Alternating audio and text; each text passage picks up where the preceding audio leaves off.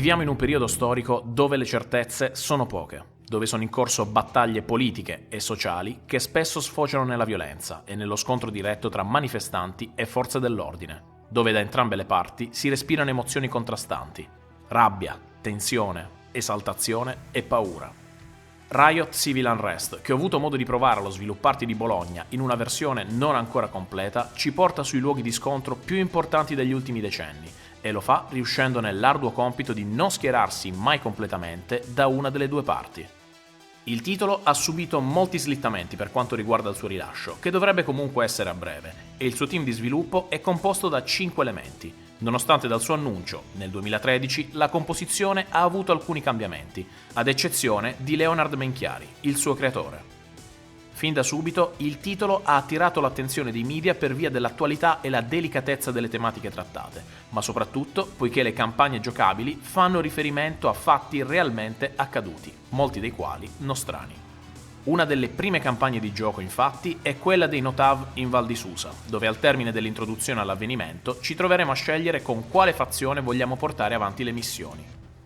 Nonostante lo stile grafico scelto sia quello della pixel art, devo ammettere che in quasi ogni momento delle mie giocate ho avvertito un livello di realismo davvero molto alto, dettato da tanti dettagli, piccoli e grandi. Quel che ti sorprende fin da subito è questo grande numero di persone che si muove sullo schermo in maniera molto fedele alla realtà, ma soprattutto le reazioni che avrà la folla a seconda delle azioni che succederanno. Ho provato Riot per qualche ora insieme ai suoi programmatori ed il lavoro di gestione è stato maniacale. Basti pensare che ogni gruppo selezionabile, per entrambe le fazioni, non reagisce semplicemente come un'unica entità, ma ogni singola persona è dotata della sua specifica personalità, suddivisa in coraggio, stamina, resistenza fisica e psicologica, forza, velocità, aggressività e livelli di combattività e non violenza. Ogni campagna è suddivisa in circa 5 missioni per entrambe le fazioni ed al termine di ognuna otterremo, oltre alle statistiche, anche un punteggio politico ed uno militare. Quindi avremo giudizi separati per quanto riguarda la gestione dei disordini e il peso, in positivo o in negativo, che le nostre azioni hanno avuto sull'opinione pubblica. Questo comporterà non solo un punteggio generico, videoludicamente parlando, ma anche una previsione delle mappe successive. Infatti, le due statistiche influenzeranno l'equipaggiamento, la rabbia e soprattutto il bilanciamento tra le due fazioni.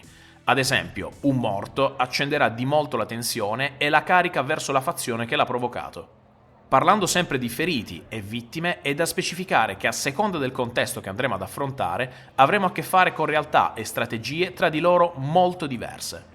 Se per esempio in Italia o Spagna, con la campagna degli Indignados, sarà più difficile provocare morti, questo non solo per il contesto, ma anche per i mezzi utilizzati, in altre zone del mondo, come ad esempio in Egitto o in Venezuela, le cose cambieranno radicalmente. I petardi o i bengala utilizzati per disorientare gli agenti in Val di Susa diventeranno molotov e bombe artigianali, oppure i lanci di lacrimogeni da parte della polizia si alterneranno a cariche assistite da fucilate. Quel che mi entusiasma e allo stesso tempo mi fa stimare gli autori di Riot è stato il coraggio di voler rappresentare in maniera così nuda e cruda la realtà di conflitti così attuali e importanti. Mi è capitato di chiedere ad uno dei programmatori se gli fosse passato per la testa di introdurre una campagna sul G8 di Genova, oramai simbolo della guerriglia urbana italiana. Però mi sono reso conto che forse poteva andare molto oltre i limiti della tolleranza media presente da noi. E invece sono stato nuovamente stupito dal gioco quando mi hanno mostrato il tutorial base di Riot. Infatti, la guida all'utilizzo delle forze dell'ordine ha luogo proprio al G8 di Genova, durante l'irruzione alla scuola Diaz.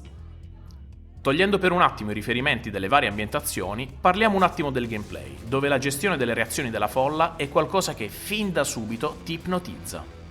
Ogni carica, ogni attacco, ogni singolo lacrimogeno sparato sulla folla produrrà delle reazioni fedelissime a livello visivo e meccanico, ma soprattutto non del tutto prevedibili, sempre per la questione delle differenti personalità degli individui. Penso che le immagini sullo sfondo parlino da sole, anche se in queste ultime fasi di produzione gli sviluppatori stanno limando il tutto per renderlo ancora più fedele alla realtà. Purtroppo non è molto semplice prendere confidenza con i comandi. All'inizio il gioco risulterà abbastanza confuso e difficile da controllare, ma dopo circa mezz'ora capiremo meglio le basi delle strategie di entrambe le parti, dove ognuna ha dinamiche e meccaniche molto differenti. Se da un lato abbiamo la polizia, più semplice da controllare, con mezzi più potenti, ma anche in minoranza e più attenta nelle modalità d'azione, dall'altra abbiamo la folla, numerosa, agitata, ma più difficile da gestire. Ogni singola azione di gioco dovrà essere pensata per cercare di raggiungere l'obiettivo e limitare i danni. Giusto per mostrarvi un esempio, il lacrimogeno lanciato nel posto sbagliato può provocare effetti indesiderati, molti feriti e panico.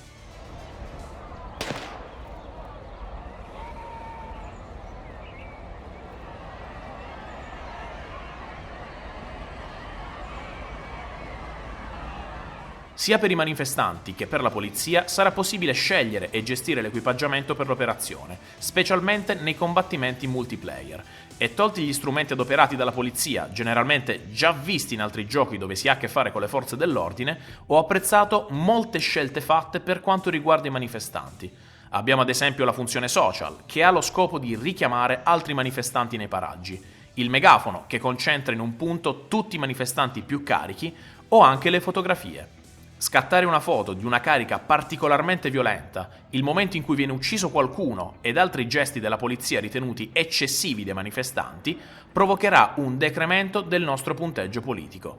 Rimanendo in tema fotografie, durante le manifestazioni potremo notare giornalisti in giro per la zona e il grosso del punteggio politico di entrambe le fazioni sarà determinato da quel che la loro macchina fotografica scatterà. Quindi, ad esempio, potremo tentare una carica nei momenti in cui siamo sicuri che nessuno possa documentare.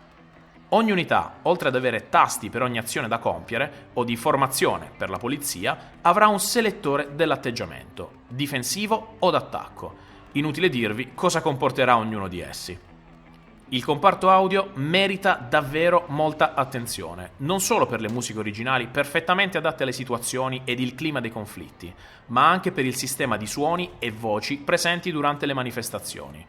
Il team ha campionato centinaia di frasi, versi e suoni di numerose persone e l'audio di gioco è mixato in maniera tale da percepire, anche a livello acustico, la differenza sonora tra un corteo di 1000 persone, ad esempio, oppure un gruppetto di poche decine di unità. Ascoltando bene la folla si potranno distinguere chiaramente le voci dei manifestanti, ma anche quelle dei poliziotti e delle loro radio. Riot Civil Unrest è un titolo coraggioso e con meccaniche differenti da tanti titoli simili. Differente da un Total War come gestione delle unità, differente da uno State of Emergency per le tematiche. Titolo decisamente non per tutti, in quanto non molto semplice da gestire e destinato a spaccare l'opinione pubblica sull'annoso discorso dei videogiochi violenti e devianti, un classico dei media italiani. Personalmente non vedo l'ora di mettere mano sulla versione finale per dirvi di più. Oltre a quel che vi ho mostrato, sarà anche presente un editor per creare i propri scenari, allegando inoltre eventuali riferimenti a conflitti realmente accaduti. Sono davvero curioso di vedere come Riot verrà recepito non solo in Italia, ma nel resto del mondo, poiché di sicuro non è stata un'operazione scontata o banale riprodurre fedelmente avvenimenti così vicini e così controversi. Per oggi da Fraus è tutto, spero che il video vi sia piaciuto e vi do appuntamento ad un prossimo video.